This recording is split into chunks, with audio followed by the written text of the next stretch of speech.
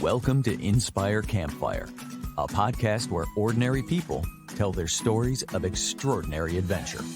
These are campfire stories meant to inspire the rest of us to light the fire within, get outside, follow our dreams, and return to tell our own stories. Ready? Let's strike the match.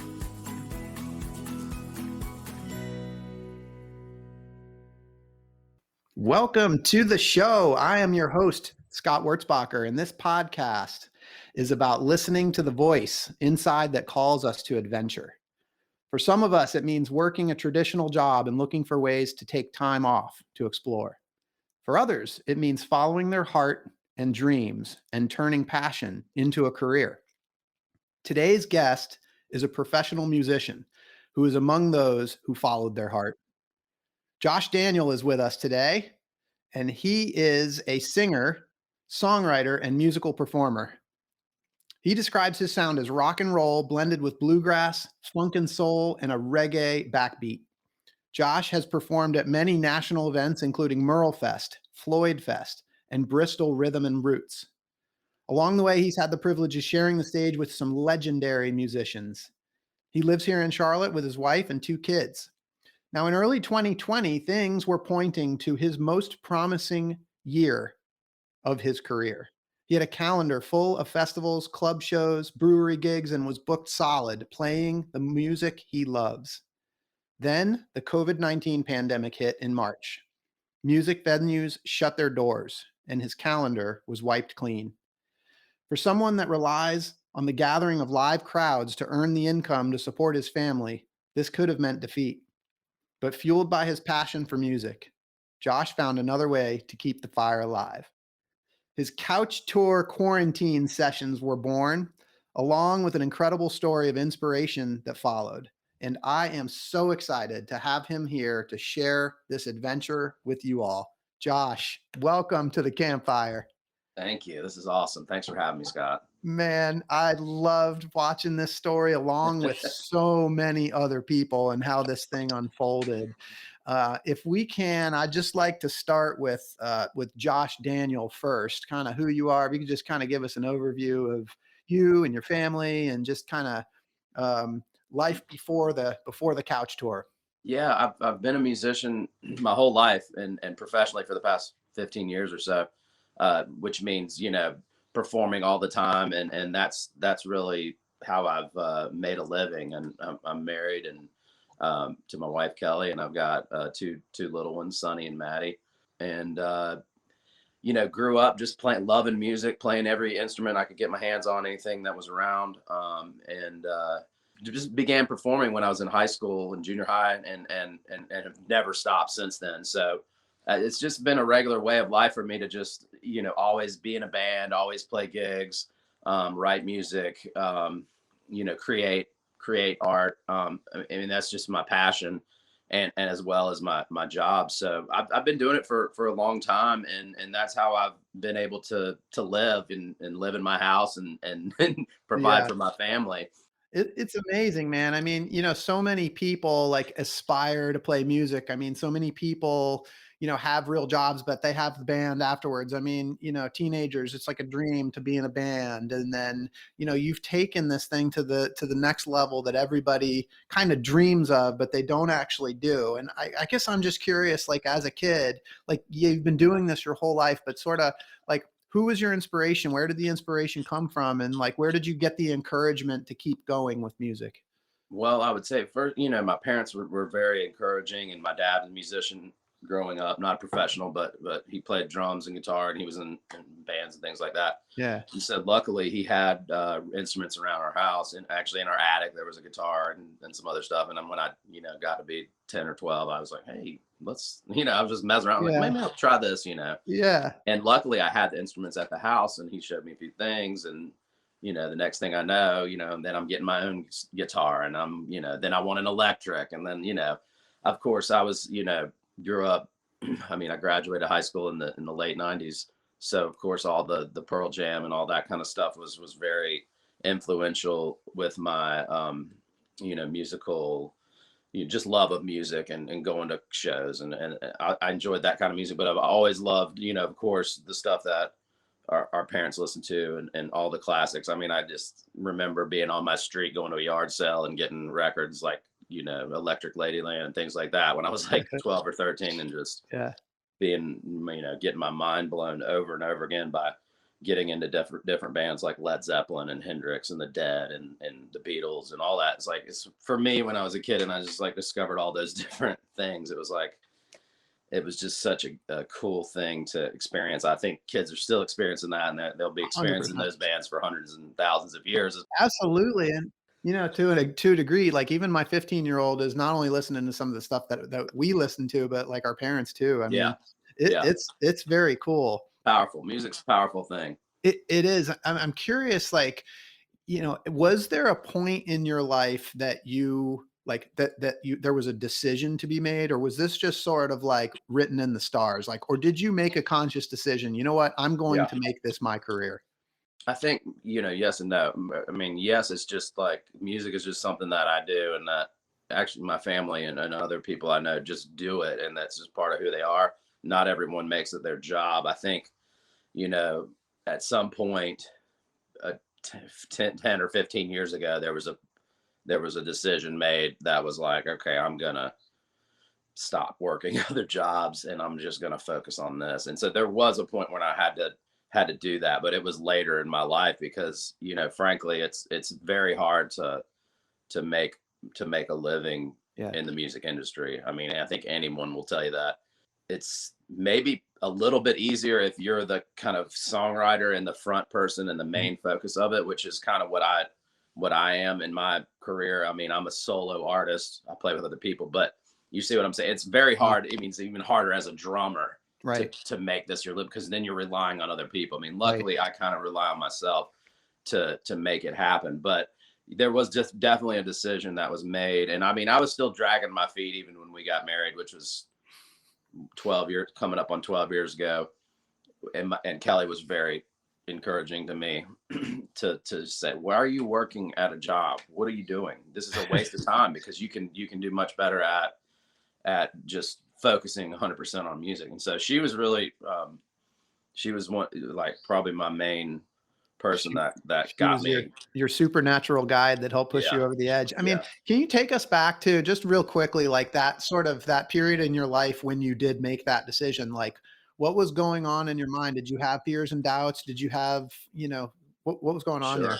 Yeah. Oh, of course. I mean, I still have fears and doubts because it's like, much like you guys, I mean, I can't really tell you how much money I'm going to make next year or what I'm going to be doing. I don't know yet because it hasn't brought itself to the surface yet, but I know that it's going to be okay. And I know that, and that's part of the thing that you gotta trust.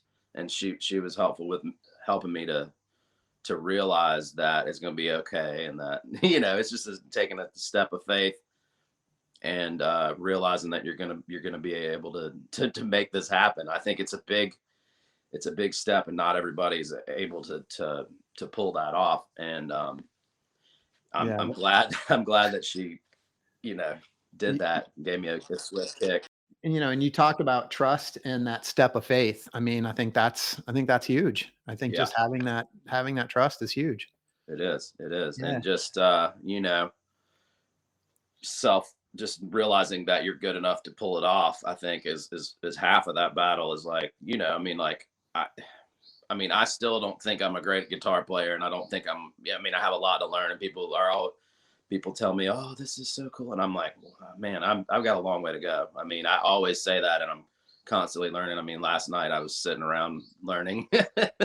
You've heard it said, like, we are our own worst critics. There are like thousands and thousands of people that would take issue with what you said. That follow you and love what you're doing, man. It's incredible. But it is interesting though to see that, even folks like yourself that have taken this thing so far still experience those fears and doubts even today. Oh, absolutely. I mean, I can say that the folks that I've been able to, like, my heroes that I put on a pedestal, people like in that I get to play with sometimes now, that like a guitarist like Charlie Hunter, who's frankly, I mean, he's probably he's regarded as one of the top, probably top 20 guitarists on the planet right now. He's played with everybody from John Mayer to D'Angelo, Nora Jones. I mean, everyone. And he actually got him on a couple songs with me, but I went to a show of his in Seattle, and I was telling him it was awesome. He was telling me, no, it's not. I was still, we're working this out. It wasn't. I'm like, man, it was mind blowing, you know? Yeah. So I think everybody kind of has that. Everybody feels it. It doesn't matter who you are, you know? I mean, Clapton or whoever. I mean, but it's also a good thing because it keeps you learning and keeps you wanting to be better. And if you don't have that, you don't want to be stagnant. You don't want to just be coasting along. You want to push the envelope. And so I think it's a good thing in a way, you know. I love it. So before we jump into the quarantine sessions and what happened with COVID, I just kind of want to just touch real quickly on the passion itself. Like, let's just talk about music. Like, what does music do to you, and what does it mean to you? Like, what does it feel like to have music as your passion? It just feels like it's a part of my whole self, you know. I mean, it's a part of every day for me. I mean, I listen to music every day. I play some kind of music almost every day. I feel like it's just part of who we are, and I feel like it's the kind of thing that, unlike you know, politics and even sports and other things, is like, as humans, it's hard. We get divided up into many different things, and people can be mad at each other. But I find, like, when you're at a concert, I mean, even the other night I was at the Willie Nelson Festival. Everybody there was just having a good time. We like the same stuff. And everybody's having a good time. And it's just like, it's one of the only things that can kind of bring together people in a pure form. You know, you think about, you go to the football game, half the people there are against you, you know? I mean, right. When you're in a concert, I feel like there's a community that, I like this and you like this, so we're friends, you know? It's like that kind of thing. And I think it's a beautiful thing that can really help in the world. And I've seen it help, you know, tremendously people's lives, my life, and others too. And you know, I just think it's a really pure, beautiful thing. And I'm happy to be a small part of it. And as a listener and as a performer. Hey everyone, it's Scott here. Did you know that the members of my real estate team, W Realty Group, are listening to their own voices that call to adventure by setting big goals? Some of those goals include planning trips to Bali and the Kingdom of Bhutan, buying investment homes, and running the Chicago Marathon. At W Realty Group, we support and encourage these big goals and want to help turn them into reality. We're currently looking to add new members to the team. If you know a great real estate agent in the Charlotte, North Carolina area that would benefit from being part of our team, please send a text, an email, or give me a call. And know that when you support W Realty Group, you're also supporting this podcast. Thanks for listening. Well, I got to tell you, I'm just sitting here listening to you talk, and I've got chills, because the thing is, like, you got this like electricity that like comes up through your body, and it's like, for you, it takes the form of music, but you just talked about music as being something that like connects communities, brings people together. It's a connecting, right? And then this thing called COVID hits, which separates us to a large degree, social distancing and all this.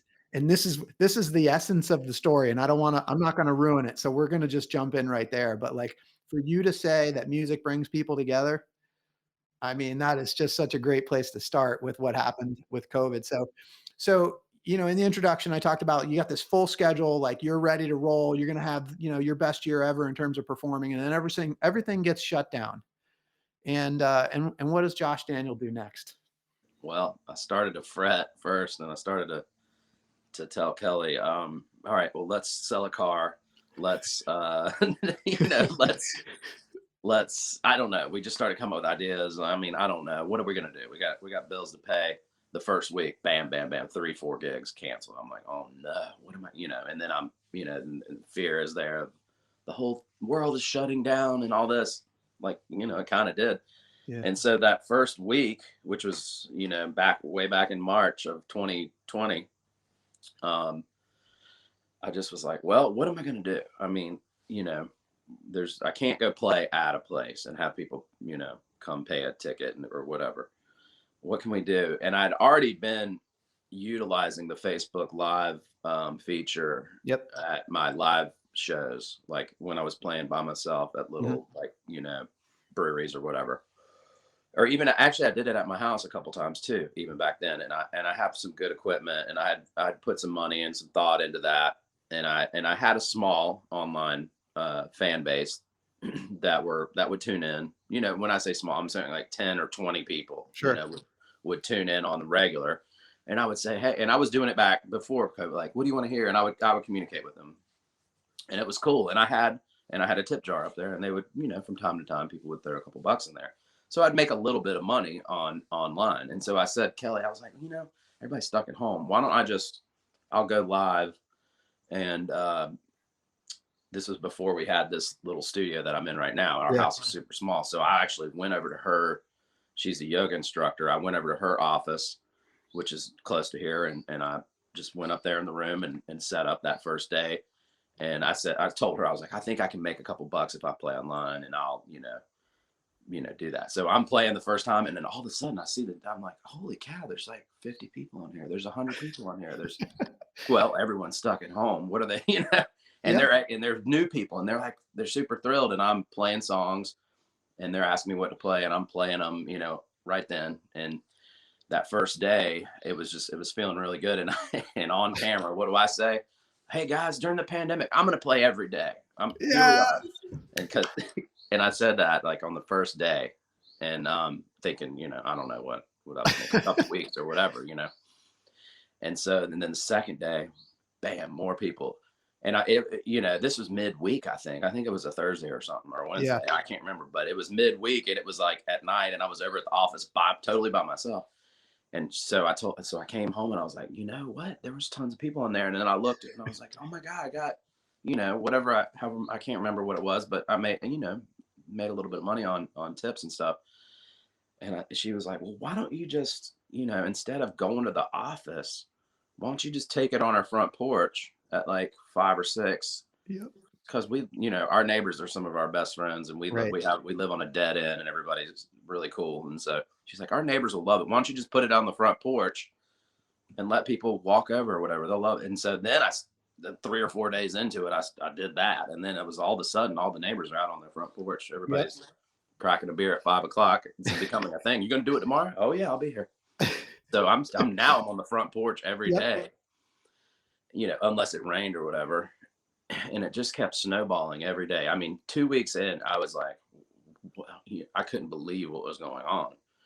I mean, now I'm talking about the numbers have now shot up to 300, 400, 500 people are watching me online, and your front yard is full. And my neighbors are coming over. I mean, remember, everyone was still pretty freaked out about that thing. So, I mean, we are 10 feet apart, but we're, shouting, hey, how's it going? Totally. And it's becoming a little get together. And all my neighbors were working from home, and so they were all looking forward to it. And then it just kept snowballing, and I was still doing it every day. And it's kind of a blur, because then it turned into a total it was every day. This is my mission every day. Okay, 5 o'clock, what am I going to play? And what are we going to do? And when you're playing every day, it also, it starts to come into play. I can't play the same 10 songs every day. Everyone's going to get tired of that. So I'm playing lots of stuff. And I'm kind of like asking people beforehand, what do you want to hear later tonight? And I'm researching it, and I'm learning songs, and I'm putting together these set lists every single day different. And I'm doing it for 2 hours. So you're playing 15, 20 songs a day. Yeah. And I'm changing it up. So I think for the first, I can't remember what it was, maybe the first 10 days, I didn't play any of this. Like every day, I didn't repeat any songs for like 10 days straight. So that's that was a couple hundred songs right there.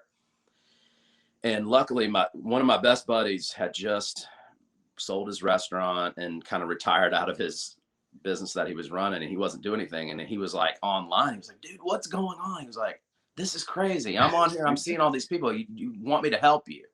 And I'm like, yes. So he was a big piece of that. My buddy Lefty, he would get on, and he would kind of be in the comments talking to people and pointing them in the right direction. Well, where's Josh's website, or where can you buy his stuff? And so he was kind of a moderator, and he kind of became part of the thing too, because he wasn't working. So he just kind of started working with us, with Kelly and I. And it just snowballed every day, bigger and bigger. And now it went on it went on and on and on. At the 100th day, we had a huge celebration. because I did 100 days in a row, and I didn't say, I said I'll just do it till the end, but I didn't know, and I We didn't thought, know when the end was. I thought, okay, I'm gonna have to take a break, or God forbid I get sick or Yeah. whatever.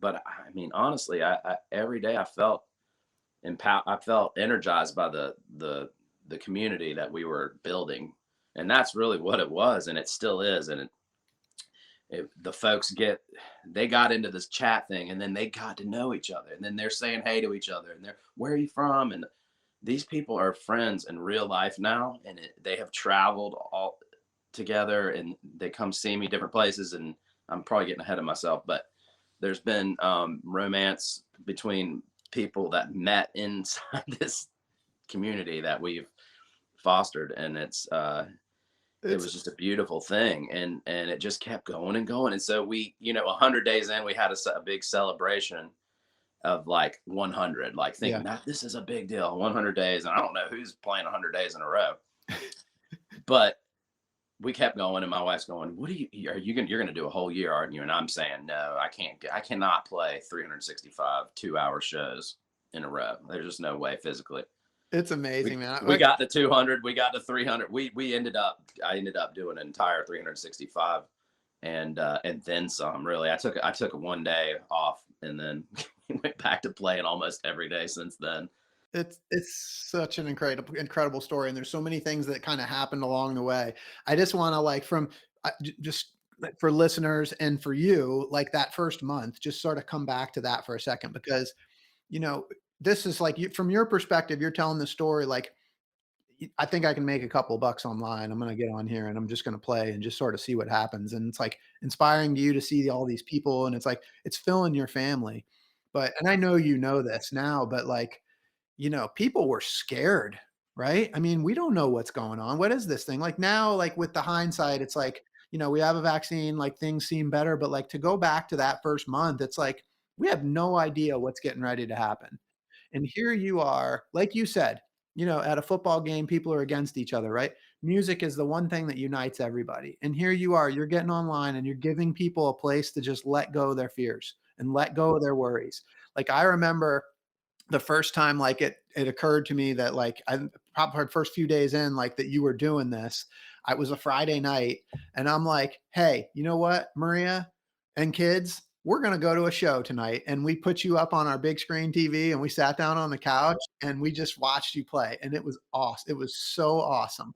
And then just to kind of relate on the comments that like, we saw the comments, we saw that happening that you were talking about. Like, it's so funny to hear you say that there were like romances, relationships that were built. I remember watching the comment feeds and seeing people that I know that I didn't know. I don't know whether they knew you or not, but I'm like, hey, I know them. Like, it was just so cool. It's so fun to like see people online. And I mean, it's just like what you did for the people. Then I would say for the community and for Charlotte, but it was bigger than that. So what you did for the people that logged in to see you, I mean, it was just such an inspiration. And just to see like your passion and your commitment to like, I mean, you helped people get through this pandemic. Yeah, they helped me too. It was a total, a relationship like that. And I felt like it was like I had a job to do, and this was my job, even though at that time I really didn't. Like, it was like I created this like job for myself, and then every day it was like the focus of, okay, what's going to be special about today? What can I do today that's different? What what are we going to do for fun? And we were having so much fun, and the kids are running behind me, and we're doing themes, and we're doing, I mean, you think about 365 days in a year. I mean, I played on every single person's birthday. I played on every holiday. I mean, on Thanksgiving, on Christmas, New Year's, every day. I mean, there's no day I didn't play. So you think about what happened on, just for instance, like, just the other day, it was 9/11, so of course on September 11th, we played some New York songs, and we played some Heroes songs, and on Christmas, we played some Christmas songs, and on, certain, we would think about what was going on in the world, or, I mean, we lost a lot of folks. I remember Bill Withers died on one of those days, and I'm a huge Bill Withers fan. So of course, instantly we're doing, Bill Withers night, I'm playing all the Bill Withers songs I know, and things like that. We were just coming up with ideas to keep it fresh. We were doing themes on, on the 90th day, we did all 1990s songs. We would do Women of Rock Wednesdays, where I would sing all songs that were sung by female singers, and just coming up with fun things like that.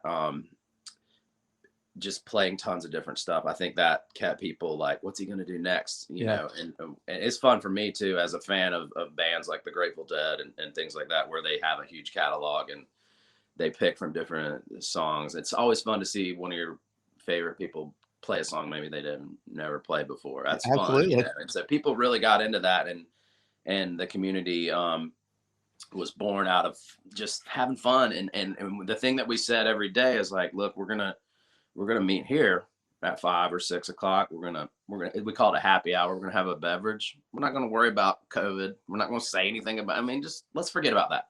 Let's just think about music, each other, see how everybody's doing. Have an hour or two here where we're not watching the news and we're not worried about that. And that's what we were trying to do, is just have a little bit of a time where you could forget about what's going on in the world. And did you realize the gravity of what you were doing? Like, did you know what you were doing, or are you just up there playing music, having a good time? I don't think we did yet, you know. I mean, I think but when it started to become apparent, and when it really started to snowball into something big, that was around, you know, a month or two in, we immediately started thinking about, okay, well, what can we do now to help bigger than this? What can we do as ARC? Okay, we've got a community now. I mean, for, you know, like as an example, I mean, I've only had my band or musician Facebook page for 3 years or 4 years now. But at the time, only a year. And it was, I only had a couple thousand people that were even connected to my page. I mean, it grew from a couple thousand to like 40,000. Wow. So, I mean, I could tell, I was watching these numbers and they were crazy. And I said, okay, what can we do? So we started putting our heads together, and then about, I don't know, 75 days in, we started making a plan to raise some money for charities and things like that. Because I felt like, you know, okay, I mean, I have a platform. I have these people watching me. They're good-hearted people. What can we do? And so I thought we can raise a couple $1,000s for some charities. And we started, just me and Kelly and my small team. We came up with we'd sit around, have meetings Monday morning. What are we going to do? Let's do an auction. Let's do this. And we came up with all these ideas. And we started implementing them, and they really took off. And I'm proud to say that we raised $50,000 for a couple different charities over that pandemic time. That's incredible. And I'm really proud of that. And and I know we changed some lives, because we gave the money to some smaller charities that really needed it. And so I'm really proud of my fan base and what we were able to do with that. Yeah, it's awesome. I mean, just what you guys you really did turn this into something like bigger than yourselves. And I guess I'm just curious, like, especially early on, before you kind of had that momentum and you saw the growth, like what kept you going early on? And like, did you have any fears and doubts about like, thinking about giving up? I mean, no, because it was so much fun, and I was making so much headway that I felt like I was on a mission, and that we're just going to keep rolling and keep doing it. So I was really fired up about it. What was that headway that kept you going? I think just getting to a very large audience. And then I started to look at these. There was, at the time, there's no concerts going on. There's no ticket sales basically. I mean, we didn't go to any show. I mean, I didn't, and I'm a huge, I go to see other bands all the time. I mean, probably on a weekly or bi-weekly basis for my whole life. I've gone to concerts. There was 0 concerts, 0 tickets were being sold. That being said, Polestar, which is an industry paper that keeps track of all the numbers for big tours, they started focusing on live streaming, because if you remember, a lot of people started live. A lot of people at the beginning were everyone was live streaming, including myself, and it was very hot at the moment. It died off because a lot of people gave up on it. But anyway, Polestar started keeping track of the numbers, and the next thing I know, I'm on the chart. They've got a top 50 streams of the week, and there I am at number 3 or 4 or 5, 6, But not only am I one time on there, I'm 7 days a week. So I would have like multiple. I'd be at number 7, number 14, number, whatever, 33. I mean, it was like I was all over the chart. There's my name on the chart, and it's, Nora Jones, and it's the Grand Ole Opry, and it's little old me with my phone and my guitar. Yes. And so at that point, I was like, okay, maybe now I'm thinking this is probably the biggest break I've had in my career, which is so freaking weird. It's, and I ended up writing some songs and stuff about it, but one of them is called Silver Lining, where it just says the worst thing that could ever happen turned out to be the best thing, and not that I would wish COVID on anyone or that whole situation. I would give this up if we could have skipped that, but it did end up being really the best thing for my career. Just getting me in front of more people that have, that are with me now. I mean, and that's the other thing is like at the end of this 365 days, I'm thinking, well, maybe this was, this. Nope, it has grown since then.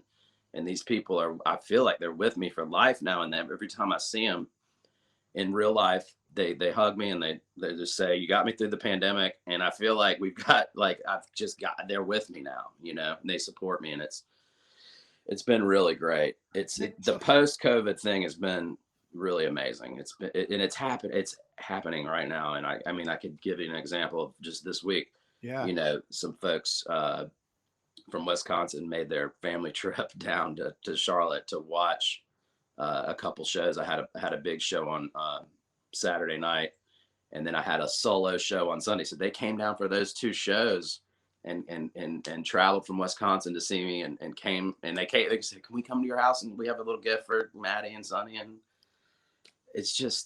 people are so grateful and so kind. And they've blown my mind with their support, and it's been wonderful, honestly. Josh, what does that feel like for you? I mean, like, again, you started this thing just doing what you love, like, playing music. It's just this thing that you love. And, you said there were times when you're like, it's hard to be a musician, but like, it goes from being this thing that you love, you're just playing music, to now all of a sudden you realize the impact that you're having on a large group of people. And I gotta think, I mean, is that anything that you ever expected? Not really, not in this way. I don't know. I don't think I haven't thought about that much, but it's different than just putting out music and seeing what happens. It's like, I feel like I have a crew that I'm, responsible for in a weird way. You do. I mean, that's interesting that you use the word responsible. Like, you feel responsible for that group? I feel like these are my people, and like, I like to, I want to interact with them. I want to, I play and they're my audience. And so they're watching what I do. And so they're part of the community. And I'm I don't know. It's I think about it all the time. It's like, it's not unlike a lot of other things, where you have a community. It's just, this is music, and that's what it's all about. And it's we just try to put love out in the world, and we're a very positive, we stand on that side of things. And I think it's really cool to see it grow and continue to grow. And I'm super thankful for all the folks that tune in and continue to support me. And it's really cool. It is so cool. And then, like, you've had some personal stuff come into this as well. Like, the whole time you made this a very family oriented thing. Your whole family was involved. It was you playing music, but you were always very inclusive in making sure that, like, the community was involved with your family was involved with the community. And your son had some surgery along the way. And so your community helped you through that. Can you talk a little bit about that experience? Yeah, they really did. And that's something that we didn't plan either, and I think when I went to the front porch, there's a big glass door behind me, and the door would be open, and kids are hanging on the wall and hanging on the door.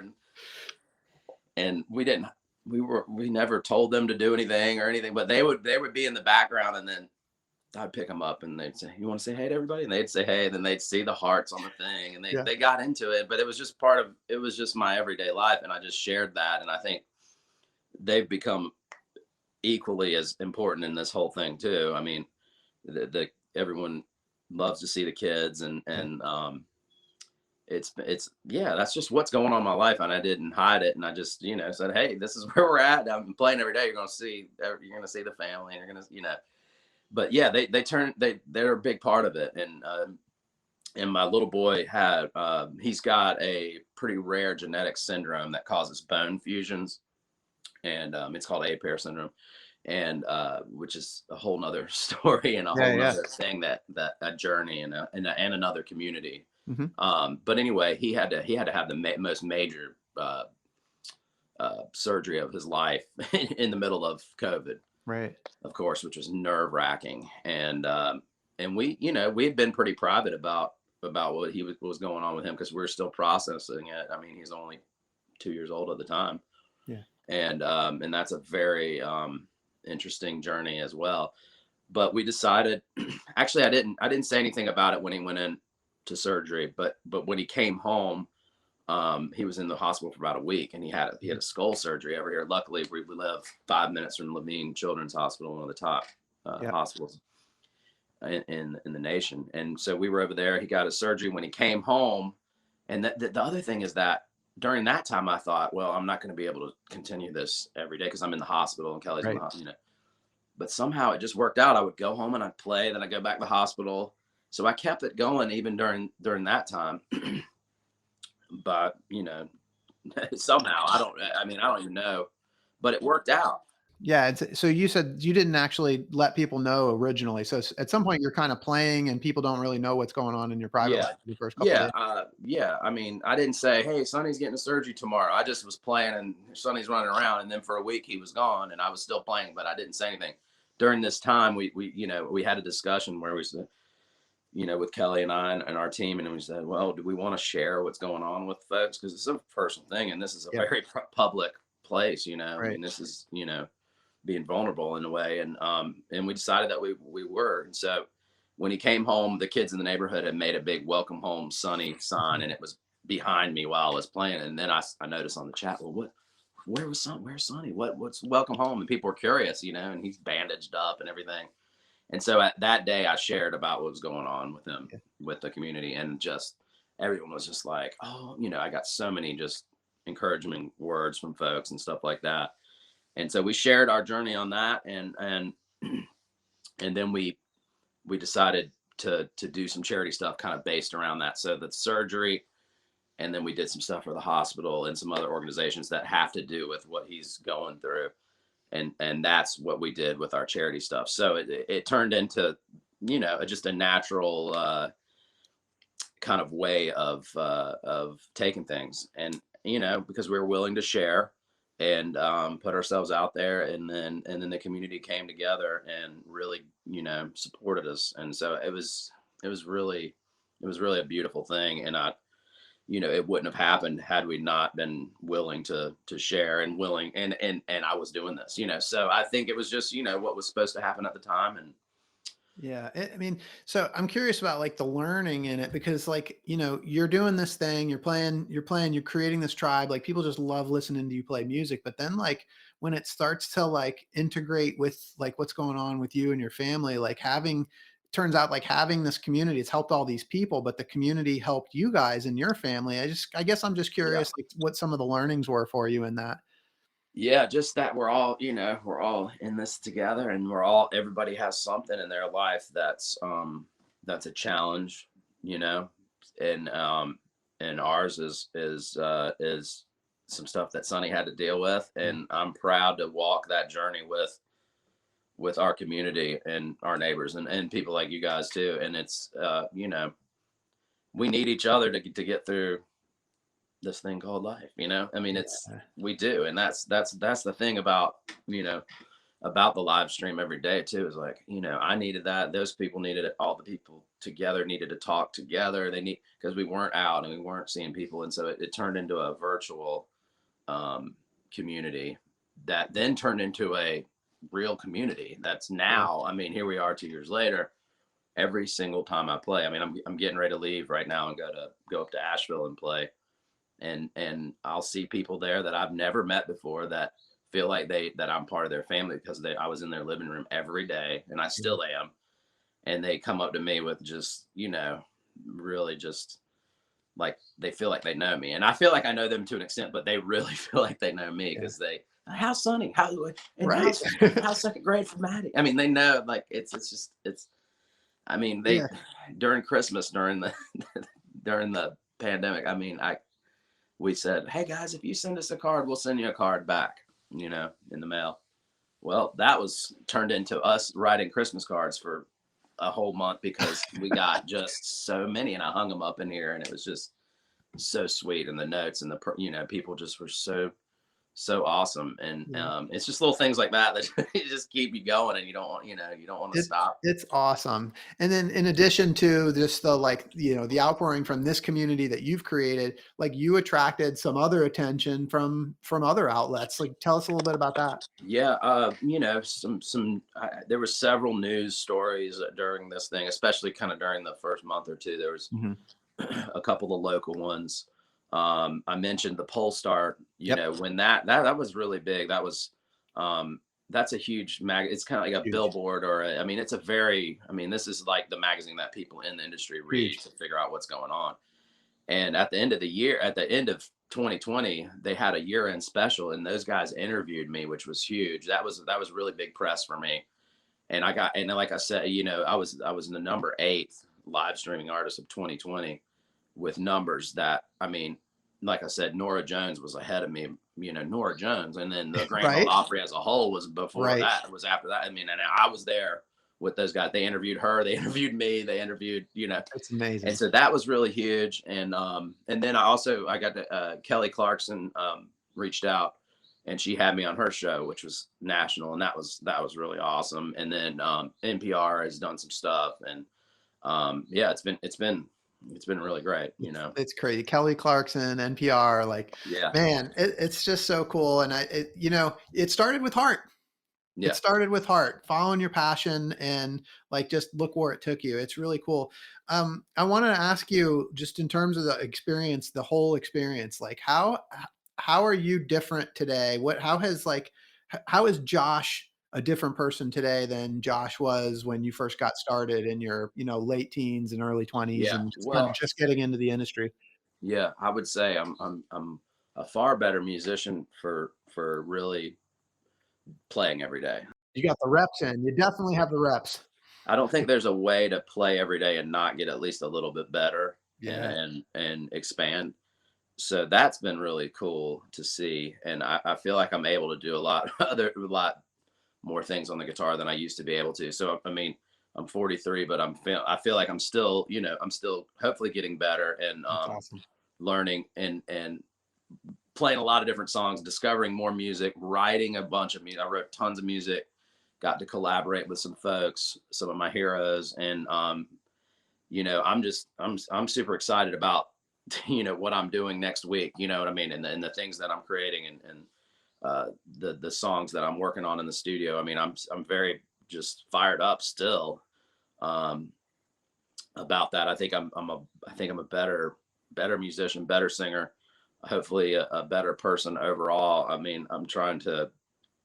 just so grateful, and gratitude is part of this whole thing, that I was able to not only keep things going, but actually take it to another level. And I've got the studio in my backyard now that we've built, and that came out of the pandemic. And I would say I'm in a far better place now than I was a couple of years ago, and so that's been it's been wonderful, honestly. Yeah. And now when I play shows out, it's a different. I'm at a different spot than I was before. Not that I was in a bad spot before. Right. But it's different now. It's a level up. So what's next for you, for your family? Yeah. So I've, playing tons of shows now in person. How's that feel to be back live? It's great. It's great. I love playing here by myself to the camera or whatever, but it's something about being in a room with folks, and that's just beautiful. That can't be replicated. So that's been great that we've been able to get back to playing real concerts. like I said, I've got a bunch of songs that are in different studios, and I'm working with different musicians. I've reached out to a lot of folks that have been so kind to play on my stuff. And people know who I am now. So I just think it's overall, I'm in a better situation, and just looking forward to creating more and more songs and art, and just having fun and collaborating. It's interesting. I don't exactly know what exactly the next thing is, but it's going to be fun. Well, just like in 2021, like, whatever you think is going to happen, you think it's getting ready to be your best year ever, Yeah, probably was, it was. right? Oh, it But definitely in a was. It very definitely different was. way than what you thought it was going to be. Right, exactly. It, Yeah. it wasn't the best year in terms of I played this festival and this and this. That wasn't it, but it was the best year in terms of growing my fan base and getting better as a musician and writing songs and connecting with this community. That Yeah. was the. So that trust and that step of faith that you talked about early on sounds like it's paid off. I think so. Yeah. Yeah, I feel like it has. Not that that's the reason to do it, but totally. yes. I mean, and that's a good has. point. Like when you're following your passion, like you're doing the thing that you love. You're not looking for a payout. Like you're just doing Right. what you love. And that's what's so awesome about this whole thing. And so you've created this life where you're following your passion. You gotten to a point where like you're able to give so much, but you've also learned that in all that giving, you're receiving. Like it's just this whole thing wrapped up. So I'm just curious for people listening that maybe are on the fence around like following their dreams. Maybe they're at that decision point that you were at when you decided to go into music full time, or maybe they're at that point where you're at that decision point where you could have just taken the defeat, but instead you kept playing. Like, what advice do you have for people in terms of following their passion? Well, I think I'll pass along the advice that was given to me by the folks that I know that have done really well in the music industry, and I've heard it from more than one person. But the Avett brothers, who are in Concord here, Yeah. and I know them a little bit, but anyway, I remember asking them. This is probably a good 10 years ago. I said, what do I need to do? What am I not doing? And they just said, don't quit. That's what they said. I said, what do you mean? If you play and you do it long enough, you will get good, and someone at some point will notice. So that was the advice they gave me, was don't quit. Those guys are awesome. Those guys are awesome. They're on it now. They're on a different level. They're on a total, crazy level, but we're all, in our jobs and our passions and things like that. I mean, you don't, and I see people say that to guitar. Oh, you're born, you were born to play. How do you do that? How I did that is because I sat there for 10,000 hours and played my guitar in my bedroom for years and years. And then at this point, I mean, I'm, 40 years old. Now I'm saying, now I'm going to do it every single day. Now I'm really buckling down and saying, not only am I not going to quit, I'm going to take it to another level and really pour myself into it. And I think I think anybody from Michael Jordan to, Dale Earnhardt Jr. will tell you that you just have to just keep going and not stop. Put the time in. Put the time in. It's not an overnight thing. And people are like, oh, why don't you go on America's Got Talent? Why don't you go on this? Well, you'd be great. Because that's not real life. That's not, you don't just one day wake up and be famous for, yeah, maybe some people do, but that's not anything that's really going to last. I mean, really, you get good by going out and playing gigs and growing and not quitting. And so I think that's really the advice. And I don't, maybe it's just keep going, get the reps in. Maybe it's too simple, but it's not when you really have to do it. So yeah, that's my advice is don't quit. Just keep going. I love it, man. That's awesome. So a couple quick questions just to wrap up here that I like to ask everybody, because your story is incredible. And at some point Hollywood's going to pick up on this and they're going to want to make a movie about you. And so I want to know when they make a story about Josh Daniel and the quarantine sessions, who's going to be the actor that's going to play you in your movie? Well, I mean, obviously it would probably be Leo DiCaprio. Yeah. And we have a total, similar look and everything. I love it. And I think they would just call it Every Day, because that's what every movie day. is just called Every Day, and it's just Every me day. playing. I I don't know. mean, I love that. Every day starring Leonardo DiCaprio. Man, this is perfect. Hey, Josh, just the last thing, where can people find you? Where can they see you? People are going to want to hear Josh Daniels' music after this podcast. Yeah. So joshdanielmusic.com is kind of the hub for everything. On there, you can get to the Facebook. Facebook is a big community for me. That's where most people are watching and conversating, but it has links to my YouTube account, Instagram, all those kind of things. But yeah, you just go there, and that's kind of a hub for everything. And it also has all my in-person dates. One of the big shows that we've been doing for the past 11 years here in Charlotte, the day after Thanksgiving, is a tribute to the band Cool. and the Last Waltz, and we've had a lot of fun with that. So that's kind of the next big Charlotte show that I'm going to have. Next year's looking really great. I'm going to Costa Rica for a week to play at a place called the Grateful Hotel. Awesome. We'll be announcing those dates soon. Merle Fest is looking good for next year. It's good. A lot of fun stuff. So, I mean, I play live shows every week, online and in person. So like a lot of times I still keep the online thing going. I'll come, like last night, I just decided I wanted to play. So I came back here and played acoustic for my community. And, so, I mean, we're really active. So if you look me up and you find me and you connect on Facebook and those other spots, you will see what's going on, and there's daily stuff going on. So Love it. Well, I've heard you play. You're awesome, man. You rock it. You just get everybody in that just feeling like it's just like you did in COVID. It just kind of take the fear away and just give yeah. everybody just the chance to just chill and just relax. And you're great at what you do. I just want to thank you for being here. And for those listening, I hope you've been inspired today as much as I have. I hope that Josh's story has encouraged you to listen to the voice inside that calls you to adventure, because we want to hear your story next. If you have a story to tell or you need a nudge to create one, please send me an email.